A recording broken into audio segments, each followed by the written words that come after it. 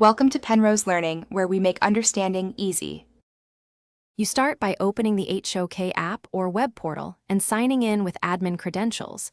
This gives you permission to change system prompts. Once signed in, navigate directly to the Voice or Messages section.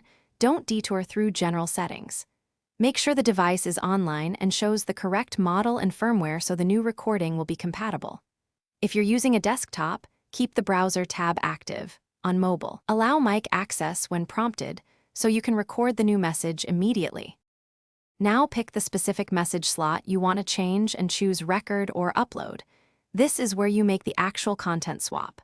Use a quiet room and a decent microphone, speak at a steady pace, and pause between sentences for clarity. Once recorded, preview the audio and adjust gain or re-record if any words are clipped. Then configure metadata like language and playback speed, and enable a text-to-speech fallback in case the file fails to load for some users. Finish by saving your changes and pushing them to the HOK device. Wait for the confirmation that the device has synced. Then run a test call or trigger the message from another account to verify playback, volume, and timing. If the message fails, check recent logs, available storage, microphone permissions, and file format compatibility. Revert to the prior message if needed to restore service quickly. If problems persist, re-record using lower bitrate or contact your HOK admin support.